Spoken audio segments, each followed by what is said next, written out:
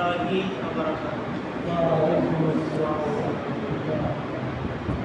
সবাই আল্লাহর দরবারে শুকরিয়া আদায় করি, আলহামদুলিল্লাহ।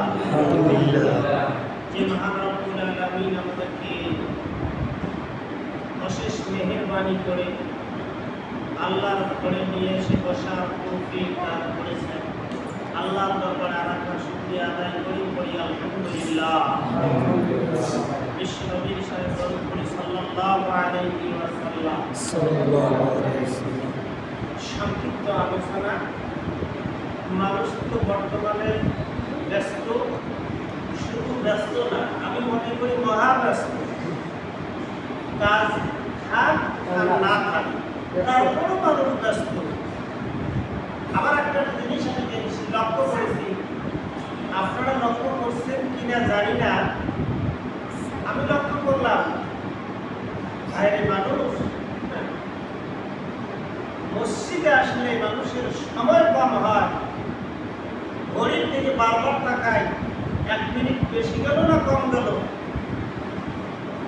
আর আল্লাহর বান্দারা, আল্লাহর বান্দিরা বর্তমানে শোনেন নাই আর্জেন্টিনা আর ব্রাজিল, আরে কপাল, মানুষ শুধু ব্যস্ত নয়, মহা ব্যস্ত হয়েছে। বলছি আর্জেন্টিনা আর কি ব্রাজিল নিয়ে মানুষ মহা ব্যস্ত।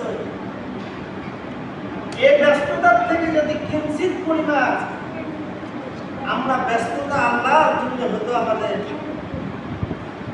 কতটা সৌভাগ্য হতো, কখনটা ভালো হতো।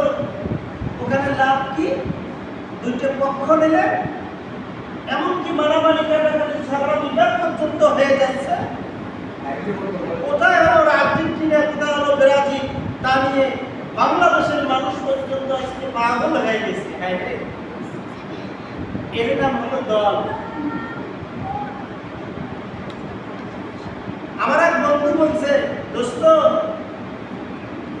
আমি বাপকে বাদ দিতে পারি, দলকে বাদ দিতে পারি না।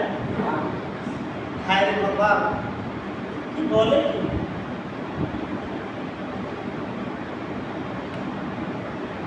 আর যে বাবার হক আদায় করে রাখবে, ছেলের উপরে বাবার হক, মায়ের হক, আর বাপকে বাদ দিয়েও দলকে বাদ দিতে পারে না।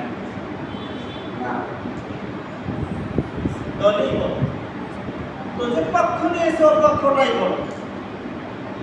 আসলে আমরা দেখি, যেহেতু আর্জেন্টিনা আর ব্রাজিল দুইটা দল, এখানে আল্লাহ রাব্বুল আলামিন দুইটা দল দিয়েছে, একটা হলো হিজবুল্লাহ, একটা হলো হিজবুশ শাইতান। এর উপরে কিন্তু আঘাত। যেহেতু দুইটা দল, আমাদের আল্লাহ একটা দল দিয়েছে, দুইটা দল দিয়েছে, একটা হলো হিজবুল্লাহ, একটা হলো হিজবুশ শাইতান। একটা শয়তানের দল, একটা হলো আল্লাহর দল। রাস্তা দিয়েছে দুইটি, সেটা হলো, একটি হলো কি জান্নাতের রাস্তা, আর হলো জাহান্নামের রাস্তা। তাহলে রাস্তাও দুই।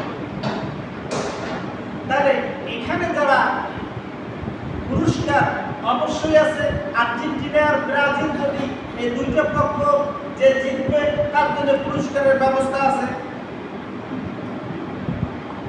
আমার প্রিয় ভাইরা,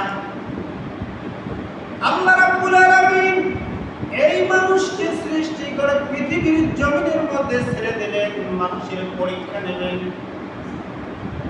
এই মানুষের পরীক্ষা নেওয়ার জন্য পৃথিবীটা হলো একটা পরীক্ষার হল।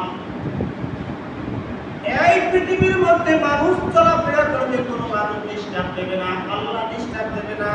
আল্লাহর নাফরমানি করে, গাদ্দারি করে, সুদ ঘুষ খায়, অসংখ্য জেনা ব্যভিচার। শুধু কি তাই? মারামারি কাটাকাটি, খুনাখুনি, টানাটানি, রক্তপাত, রাস্তাঘাটে ছিনতাই। তারপর মহান আল্লাহ রাব্বুল আলামিন মানুষকে ধরে না। তার কারণ কি? তার মানে কি? আল্লাহ কিন্তু মানুষকে ছাড় দেয়, মানুষকে ছেড়ে দেয় না। আল্লাহ ধরা বড় শক্ত ধরা। মহান আল্লাহ রাব্বুল আলামিন ডাক দিয়ে বলে, ইন্না বাতশা রাব্বিকা শাদীদ। আমি আল্লাহ মানুষকে সহজে ধরি না, আমি আল্লাহ ধরি না, কিন্তু ধরলে আল্লাহ কিন্তু